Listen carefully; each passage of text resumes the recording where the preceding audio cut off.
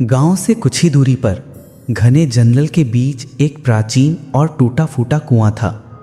उस कुएं के बारे में गांव में हर कोई जानता था, लेकिन कोई उसका नाम तक लेना पसंद नहीं करता था। कहते थे कि वो कुआं शापित है और रात में वहां से औरत की चीखें और मदद की पुकारें सुनाई देती हैं। बुजुर्ग बताते थे कि सैकड़ों साल पहले इस कुएं में एक औरत को जिंदा धकेल दिया गया था और उसकी आत्मा अब तक भटक रही है। कहानी शुरू होती है अर्जुन से, जो शहर में पढ़ाई करने के बाद अपने पुश्तैनी गांव वापस लौटता है।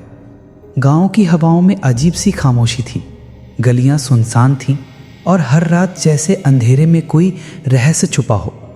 अर्जुन को गांव की कहानियों पर पहले यकीन नहीं था, लेकिन एक रात उसने अपने घर की खिड़की से साफ सुना, दूर जंगल की तरफ से औरत की दर्द भरी चीखें आ रही थीं। वो खिड़की से बाहर झांकता है। धुंधली चांदनी में उसे सफ़ेद साड़ी पहने एक औरत की परछाई दिखती है, जो कुएं की दिशा में खड़ी थी। पर जैसे ही अर्जुन बाहर भागकर गया, वहाँ कोई नहीं था। अगले दिन गांव वालों से पूछा तो सबने उसे सख्त हिदायत दी, कुएं के पास मत जाना। वहाँ जो गया वो कभी लौटकर नहीं आया। पर अर्जुन की जिज्ञासा बढ़ती ही गई। अगली रात अर्जुन ने अपनी बचपन की दोस्त रेखा को साथ लिया और दोनों टॉर्च लेकर कुएं की तरफ निकल पड़े। जंगल में सन्नाटा था, झींगरों की आवाज़ें भी डरावनी लग रही थीं।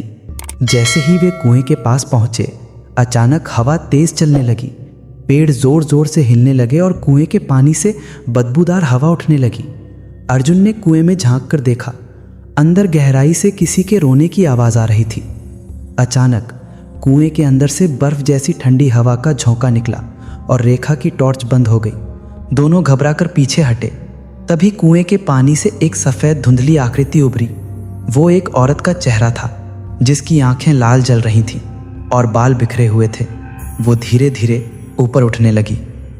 रेखा चिल्लाई और अर्जुन को खींचकर वहां से भागी। दोनों किसी तरह घर पहुंचे, लेकिन अर्जुन की नींद हुजराट टूटी ही नहीं। सपनों में उसे वही औरत दिखाई देती, कभी रोती हुई, कभी उसे बुलाती हुई और कभी खून से सनी आंखों से उसे घूरती हुई। अगले दिन अर्जुन ने गांव के बुजुर्ग पंडित से इस रहस्य के बारे में पूछा। पंडित ने गहरी सांस ली और बोला, उस कुएं में एक औरत की आत्मा है, मालती। उसे जमींदार ने धोखा देकर कुएं में जिंदा गाड़ दिया था। उसकी आत्मा अब तक इंसाफ ढूंढ रही है। जब तक उसकी अधूरी कहानी पूरी नहीं होगी, वो हर आने जाने वाले को मौत की ओर खींच लेगी। अर्जुन को यह सुनकर और भी डर लगा, लेकिन साथ ही उसने तय कर लिया कि वो सच पता लगाएगा। तीसरी रात अर्जुन अकेला ही कुएं के पास गया। इस बार उसने अगरबत्ती और एक दीपक जलाया। जैसे ही दीपक की रोशनी कुएं में पड़ी, अचानक कुएं का पानी खौलने लगा। औरत की चीखें और जोर से गूंजने लगी। अचानक कुएं से वही औरत बाहर निकली, सफ़ेद साड़ी में, लंबे खुले बाल, चेहरा पीला और आंखें खून जैसी लाल। वो धीरे धीरे ऊपर उठने लगी। उसने हाथ फैलाकर अर्जुन की ओर इशारा किया। अर्जुन कांपते हुए बोला, तुम्हें क्या चाहिए? औरत की भारी आवाज़ गूंजी, इंसाफ, मुझे मेरा इंसाफ चाहिए।